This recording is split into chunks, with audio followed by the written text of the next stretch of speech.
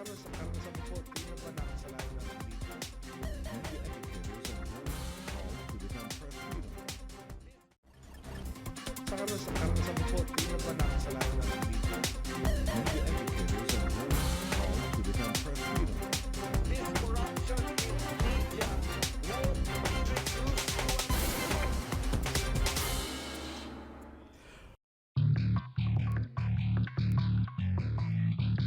In the last 20 months he served as Commissioner of the Bureau of Customs, Ruffy Biason has been put under the spotlight in recent weeks after President Aquino publicly expressed his dismay over the performance of the government agency.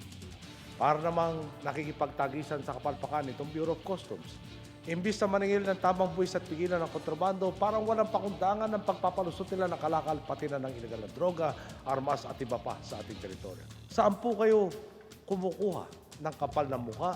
Kulang na lang yata sabihin nilang wala akong pakialam kung mapunta sa masamang loob ang armas. Wala akong pakialam kung ilang buhay ang masira ng droga.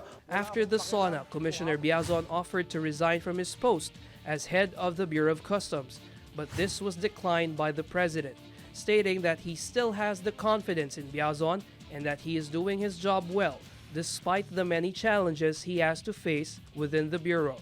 In past interviews, Biason has admitted that corruption within the Bureau is difficult to relinquish and that Band-Aid solutions will not work since the corruption is systematic and well entrenched, that the removal of personnel are not enough to solve the problem. Kasi sa ilalim talaga ng batas, ang may full authority sa bawat puerto ay ang mga collectors. So, masasabi natin na kung magkaroon tayo ng movement doon, that is one significant move towards reforming all our units in the front line. In light of the situation, what should Commissioner Ruffy Biason do to the Bureau of Customs? What sort of reforms and legislations will he push to improve the performance of the Bureau? We will ask this and more from the man himself. Good evening, you're watching News Cafe on the Solar News Channel. I'm Jing Magsaysay, and joining me tonight is Bureau of Customs Commissioner Ruffy Biason. Commissioner, good evening. Thanks Evening, for joining me. Thank you for having me here. How did you feel when you heard the President's sauna? First of all, did he talk to you about it before? No, I had an inkling about what would be said in the sauna because some information reached me that there would be some commentaries about the Bureau of Customs.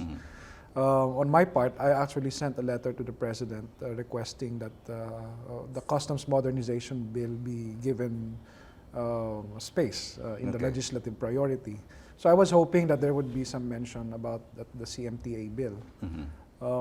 But when I was informed that there would be some criticisms, I still looked at it as an opportunity. Because whether there's a positive or a negative comment from the President, it only means that there will be priority for the Bureau of Customs. And that by itself is already an achievement as far as I'm concerned. Because we've been pushing for certain measures to initiate reform in the Bureau. And there would be support needed coming not just from the President, but even from the Legislative Department. You knew that he was going to criticize the Bureau, but you didn't know what he was going to say. Yes, there was information that there would be some criticisms about the Bureau, but not exactly what would be said.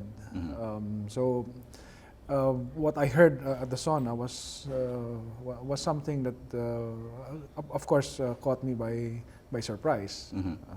What was surprising about it? The figures or the fact that he mentioned it? Or the tone that he used? Well, one is the comment about interception of drugs. Okay. Because we posted the record interceptions of prohibited drugs during my term. Yeah. We were able to intercept almost $500 million pesos worth of drugs in 1 year alone. And it was an accomplishment which was 100% over previous administration. Okay. So that was one area where I was a bit surprised. And even with firearms, because we've been So you're saying this was underreported to the President? He didn't know about it? The speech of the President has the inputs of many agencies. So perhaps we would just have to resubmit this information that we have about our interceptions on drugs and firearms. Did you feel that he was talking to you? Well, when I'm you the head heard of it? the agency, Yeah. and naturally, I would hold accountability to the agency I Right. head. That's why when he was still delivering those comments, Right. I already had in my mind a decision to submit to him my Resignation. my resignation. And I know I've been criticized with this for texting the president, but at that moment, I felt that I had to make an immediate response.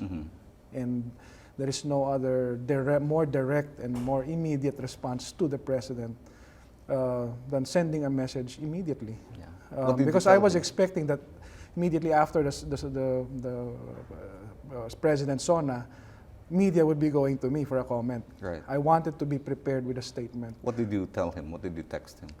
Well, I told him basically that I take these comments seriously, and that my basis for stay in the Bureau is his confidence. So I'm offering my resignation in light of the statements that he made at the SONA. And his reply was? And he replied, well, if I remember correctly the words, he said, "Ruffy, you and I know the difficulties of reforming your agency. And my confidence in you remains." Okay. So that was his reply, and he replied minutes after I sent the message. So I was prepared with a statement after the SONA.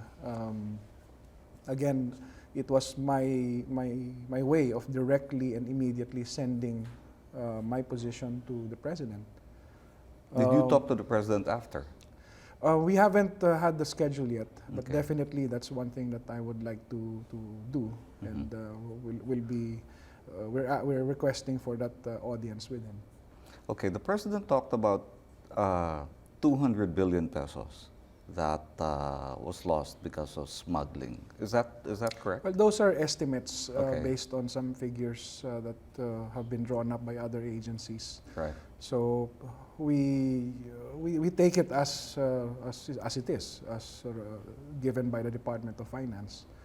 Of course, we have some figures that we also rely on, but we defer to the figures that are given by the Department of Finance. So 200 billion pesos represents what could have been based on items that come into the country. Is that Well, correct? I haven't seen the basis of the figures yet, All right. so I don't know how the figure was drawn up. Mhm. But looking at the figures that we have in our agency, like for example, in 2012, our revenue collection target was 347 billion. Okay. We collected 289 billion, and we had foregone revenue of 62 billion. Okay. Foregone revenue are revenues that we could have collected had these goods been imposed a duty. But because of free trade agreements that we have entered into, we don't collect duties on certain goods. Okay, these are the goods that you know of. Yes. Okay. But what about things that slip through the bureau? Right? Things Well, like if- drugs or smuggled rice or cars. Well, for example, this year, just early this year, we intercepted 1,169 container vans Right, of rice. Yeah. If that had gone through, then that's almost a billion pesos. So those are examples of what revenue loss the government could have gotten, but we were able to intercept them. How are you doing in terms of your target at this point? It's August 1. How have you been doing from January to June? There are reports that you have earnings of 145.19 billion. Well, we've been, one thing is that during my term at least, we've always been posting positive growth compared to previous years. So our collection, when I got in September 2011, at the end of 2011, we were up by about 11% over previous year. In 2012, we were again up by about 2% over previous year, and this year we're still on that trajectory. Although we've fallen short of the Target. monthly targets, as I was saying, there are some justifications for that. And the example I gave in 2012 was the foregone revenue that we have. All right. And over the years, this foregone revenue has been growing. Like in 2012, it was about 41 billion. 2011, it was about 50 plus. And in 2012, it was 62 billion. How are the targets set? Well, basically, the assumption is based on what is the assumed volume of trade that would be coming into the country. Including those that fall under agreements? Yes. Okay. So the volume of goods is estimated, or there's an assumption, and that's where the target is calculated. Unfortunately, as I mentioned, there are goods that come in, but we do not collect duties because of the free trade agreements. But why include the foregone items in the target? That's exactly my question, because that would automatically give us a shortfall. Right. Like in 2012, as my example is, if you add the foregone revenue of 62 billion plus our actual collection of 289, then we would have exceeded the 347. Okay.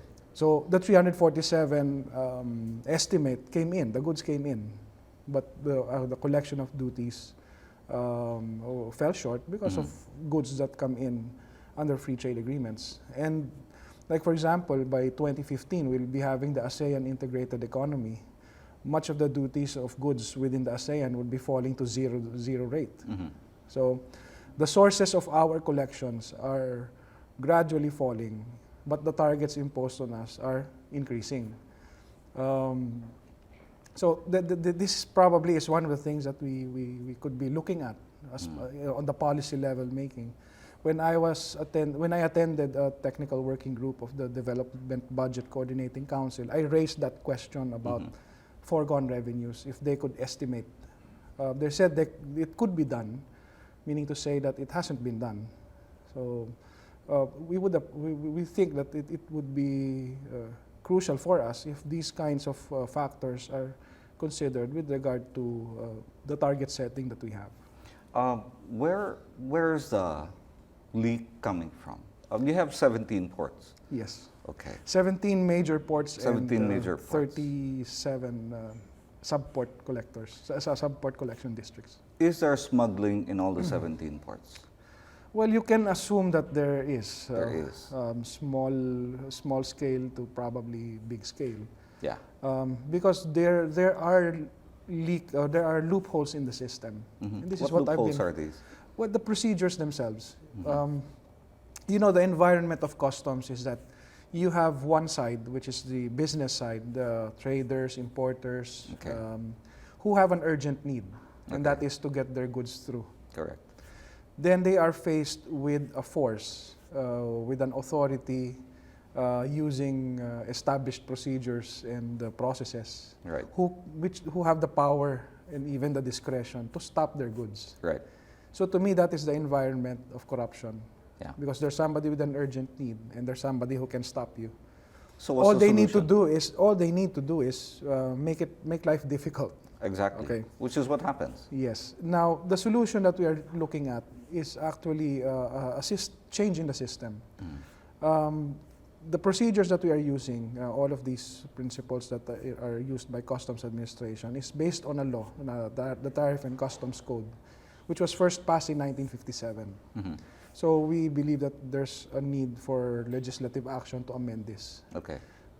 For us to make it conform to international customs standards, because there is a standard now, and this is called the Revised Kyoto Convention. Okay, we'll get back to that. Revised Kyoto Convention. We still have a lot to discuss. News Cafe will return after this short break.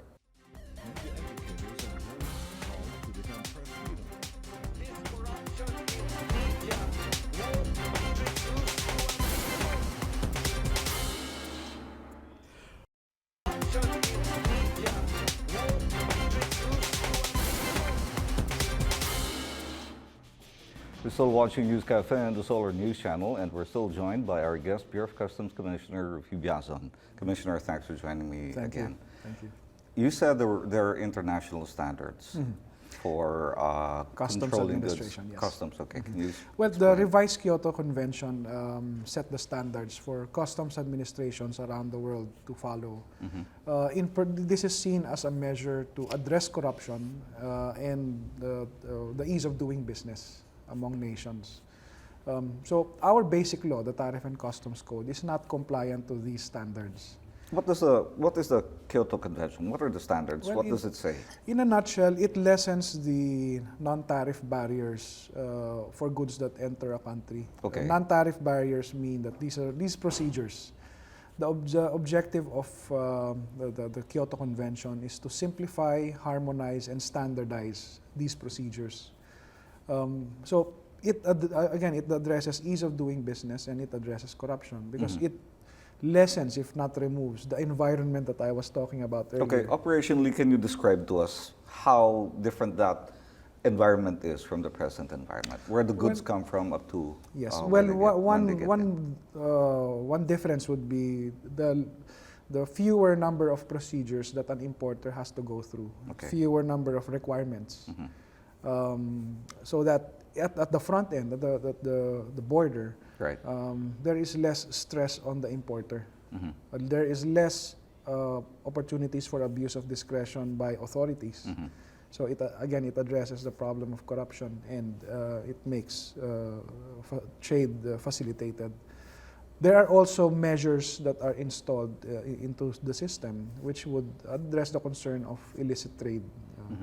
So while you loosen up on the front end, you have to strengthen your risk management system. The risk management system is the one that would ensure that only legitimate trade is coming into the country.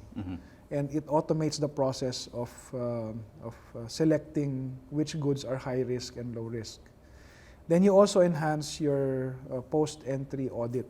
Post-entry audit is the capability of customs to look into the books of those importers Okay. to ensure that what they paid or what they declared and paid for in their importation is the same as what they report as their expenses of the company. Because right now the situation is that when goods come in, customs is blind to what really is inside the container. Exactly. That's why you have misdeclarations. They Right. declare their goods different from what is really contained in the container van. So when the goods leave the country of origin, you have no way of knowing what those goods are. Yes, what they declare is supposed to be what we would Right. accept or scrutinize.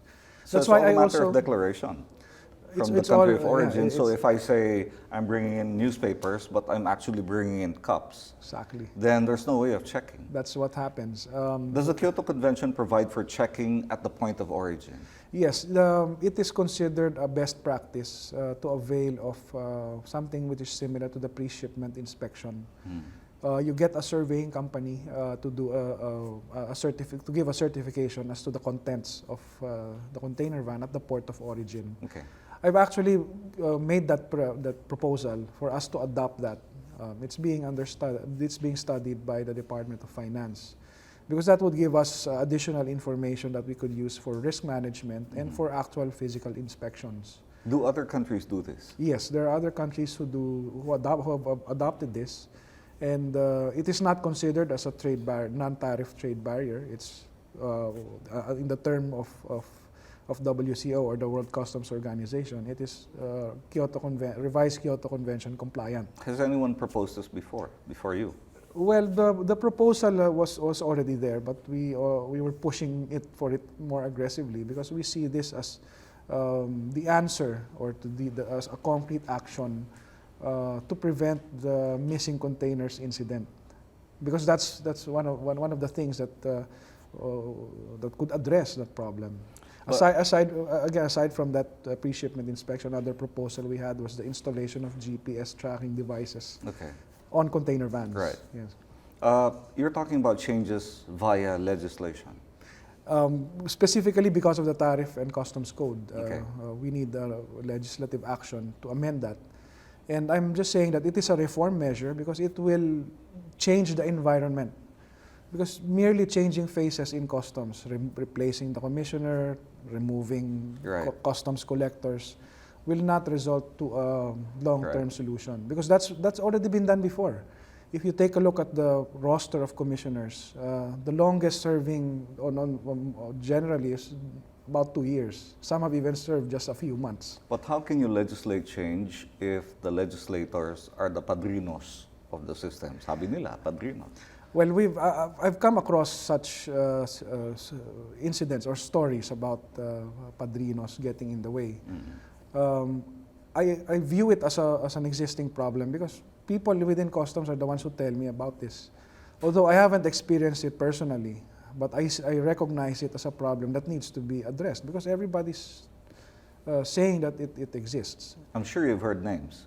Yes, I've heard names, and they've also been mentioned in media. But again, personally, I haven't come across such. But not because I haven't come across it doesn't mean that it doesn't exist. Correct. So when you think about them, what do you think about? How do I solve this? Well, one proposal I have is possible legislative action, or either by a law or even just by a resolution, prohibiting or banning the issuance of recommendation letters or requests for employment of BOC personnel by persons in positions, because it all starts there. If somebody gets in because he knows he has a padrino in the higher ups, his attitude changes. He becomes defiant. He feels that he is above anyone else. So this is how it's been done. Yes, Legislators that's put in their people. Nagtatanim silang tao sa loob. Yes, that's what I've been told. Again, I haven't experienced it. Although I've experienced letters of recommendation coming from prominent personalities, but I treat them only as character references. To me, they're not the basis for hiring an employee. So how does it work? How do they get away with it? What's their modus operandi? Well, what I know is that this is just one way of getting their people in. And as I said, once in, they have this So once they're some degree of arrogance. once they're in, what happens? They take control of certain If they traditionally certain kunyari, lahat ng kotse kay ganito, lahat ng rice kay ganito. Is that the way it works? if they get Yung mga into cartel? a key position, then they're able to influence things, the process. So that's one way they can benefit from it. Have you identified the cartels, no? Or There's the no groups that take in kunyari, rice? There's a certain group that takes in rice. We've heard rice cartels before, and or cars or drugs, for example. Well, like for example, there have been names that have circulated within the intelligence community of customs about certain personalities, but linking the names to specific actions or the processes, that's the difficult part, because they do this by they layer themselves to insulate themselves from direct accountability. So some say you already know about the names. Why don't you prosecute? Well, Right. we know that prosecution entails having evidence, Right. and we are looking for the evidence. But it's really a cat and mouse game that's going on, because one of the practices they do is layer themselves to insulate from being directly implicated. Is there a systemic solution? Yes, I believe there is, and I also believe that it can be done within the remaining years of the Aquino administration. We have a president who is determined and decided to reform customs. That's why he mentioned it in the SONA. Yeah. But being the commissioner of customs, I also have some solutions in mind that I know is beyond my own actions.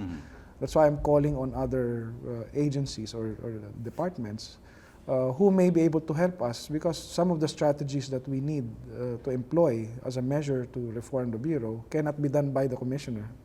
Example, again, going back to changing the law, that's the legislative department. The padrinos. The 17 port collectors, can you fire them instead of asking them to resign? Well, I can't fire them from the service. They are all civil service officers. They're career officials. They at have the to be Bureau. processed.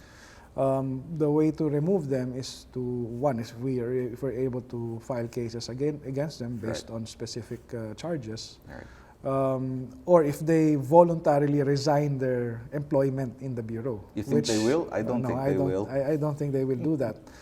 Because so far, they would say that they have no basis to resign. That's Right. of course, that's their defense. Yeah. So what I did now is to direct them to submit letters of relinquishment of their assignments. Actually, I don't need their letters because I have the authority to Right. So reshuffle them. And why remove not them. just do it? But I wanted them to take a personal action. Okay. Just wanted to see what they were going to do. Yes, as a gesture or as an action of support to the reform effort that we are doing. Did they? Well, there was only one who did not submit that letter of relinquishment, although he conveyed to me his support for the reform effort. His legal position was, I don't need his letter of relinquishment to remove him from his post. So he's submitting himself to my discretion and decision. That's what he told me. Okay. Is that better for you, or are you taking that as ayaw niya? Well, it's much better than what others have experienced because in the past, commissioners have tried to remove personnel from their posts and what they got was a TRO. Right. So it's a lot better than having a TRO because that's really defiance. In this case, he conveyed to me his willingness to subject himself to whatever decision. Probably it's personal pride not to submit the letter. But I'm glad that he acknowledged that I have the authority to remove him from his post. How do drugs come in, for example, Well, and firearms? our interceptions were mostly on drug couriers. Okay. Just like the Filipina who was caught in Hong Kong. It's basically the same. That's how the drug cartel operates now. They can carry from 5 to 10 kilos of drugs in their What about the their bigger luggage. shipments? We've been hearing stories early- about drugs in rice shipments or in other shipments. Well, as of now, we haven't caught such kind of methods, except when I was just a few months in office. We were able to intercept 4 containers, which contained equipment to set up a drug lab and chemicals, precursor chemicals. So I was referring to it as a franchise package because it was basically that. It was enough to set up a drug lab, all the equipment, including the air conditioning, the air filters, etc., and the laboratory equipment. We were able to intercept that in 4 containers, including the chemicals. But as far as finished products are concerned, we intercept mostly drug couriers. How long are you giving yourself? Are you giving yourself a month or a year? Are you going to promise the president anything? Well, I give myself, to me, it's a day-to-day thing. I could be fired tomorrow, or I could be asked to relinquish the post as well. So I look at it as a day-to-day existence for me as commissioner. But I have a plan, a reform plan, and I'm looking at it as the period left with the term of the president.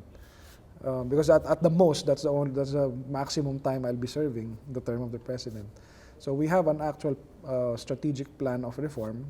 It's set on paper. We've been doing it even before all of these controversies started. So I have that vision and I have that mission that I'm working on. But if the president says tomorrow or this afternoon that okay, it's time for you to go, definitely I would put up a fight. Because in the first place, I did not ask for this job. I was recruited to get this. And I only accepted it because I wanted to be part of the president's reform plan. And he's the only president I've come across who's really not only sincere but decided and determined to change customs. All right, Commissioner. Thanks for your time. Thanks for joining us Thank you. tonight. Unfortunately, that's all the time we have for today. I'd like to thank our guest, Commissioner Ruffy Biason of the Bureau of Customs, for being here. Join us again next Thursday for another round of discussions here on News Cafe. I'm Jing Magsaysay. Salamat po.